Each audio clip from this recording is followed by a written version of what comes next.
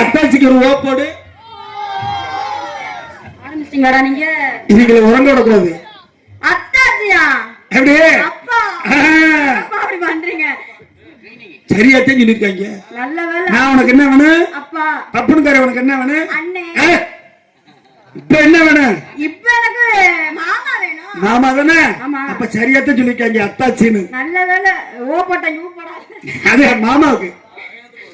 அது அவனுக்கு தான் நீங்க எனக்கு பாத்தீங்க நறுக்கிறீங்க. அப்புறம்